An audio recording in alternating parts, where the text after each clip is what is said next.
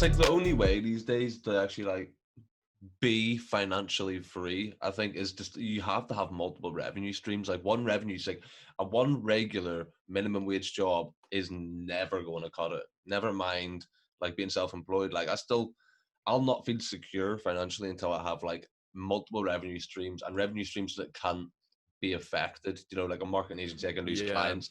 Brick and mortar, you can very, very rarely go wrong with brick and mortar. You know what I mean? If you get Yeah. like a nice family house and then you rent out like a nice family house to a family, you know, you've got like a 10-year rental there straight away. Of Super course. easy. Yeah. Like, And you know what? it's Sometimes just smart. it's just about bringing a place up to date. Like being our age, you know, like this Yeah. having this in my house now, but you know the whole grey and white theme, right? Is like everyone's fucking house nowadays. This whole apartment, right? We wouldn't have lived here other than what you just said there. They've literally remodernized. It was actually two. It's like one house, and they've actually made it into two like apartments. One downstairs, Yeah. and we're upstairs. But we wouldn't live here if it wasn't for the fact that it's like the modern, as you say, grey and white and Yeah. black Yeah.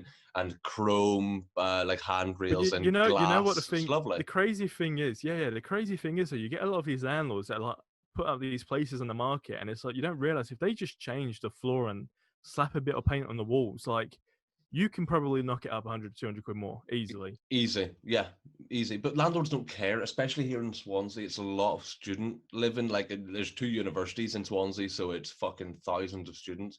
And Yeah, I'll actually like on my street, I could walk out and probably 70% of the houses on my street are actually student houses, like 6, 7 bedroom. They're fair massive. enough. All the houses around here, Yeah, but like they all look shit. You know what I mean? yeah, yeah, yeah, yeah, yeah.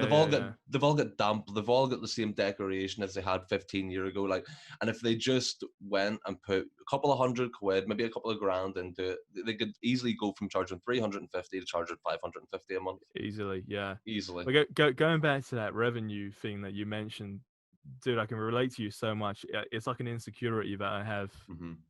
It drives me insane, right? But like I do believe in don't really always get too comfortable, Yeah. always be uncomfortable.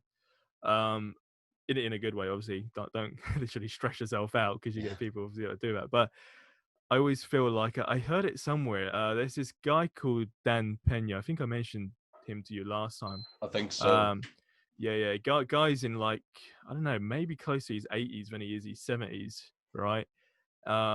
Fucking ruthless, right? When I say ruthless, like you want to cry. Like so. Long story short, you pay like 15 grand to go to this dude's castle in Scotland. Bear in mind he's American, right?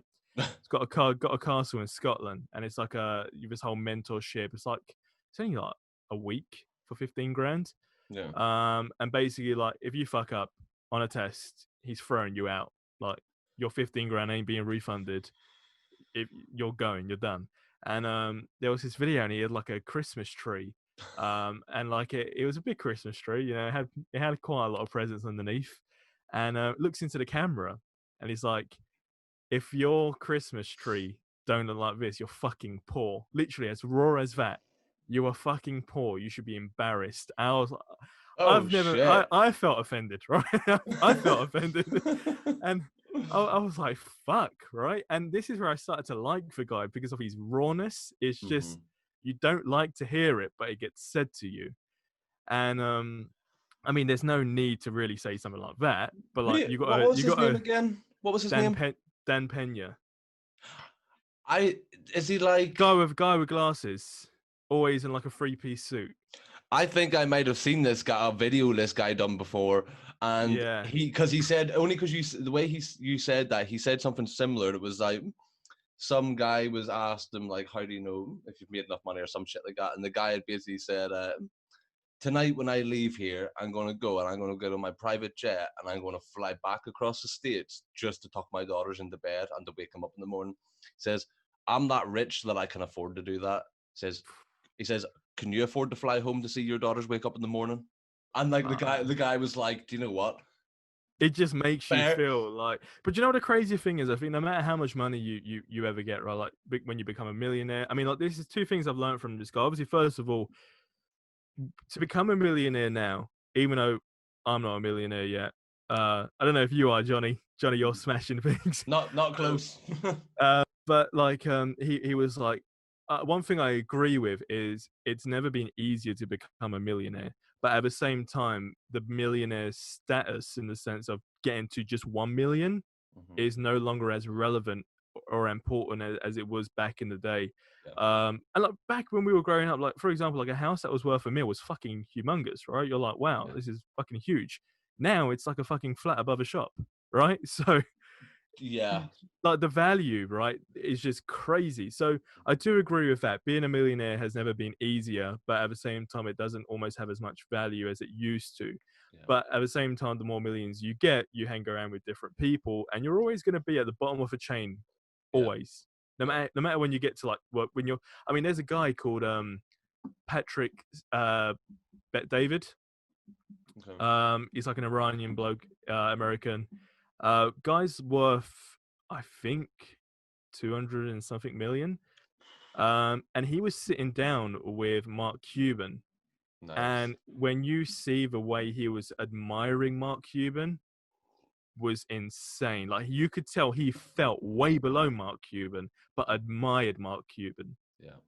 Right. And this guy's fucking worth like 200 mil, bear in mind. So you're still like minted, you're done, right? You could die tomorrow and your family could be set up like for a couple of generations.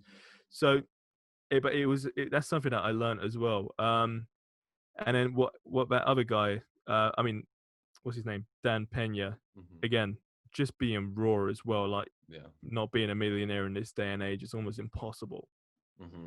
But also, he also said one stream of income is one step away from poverty, and that fucking hit me hard. That really 100%. hit hard because it's scary. The more you think about it, the scarier it gets, right? And it freaks me out. It's like it's haunted me ever since I've heard that, because it's so fucking legit. Like you can have one business that's doing like 50 grand a month. That's one business that goes tomorrow. You're done. Exactly. This is what terrifies me, and this is why I'm trying to just get like this revenue stream and this revenue stream, just little bits here and there, so at least I have a little bit more sort of reassurance that things can't all go to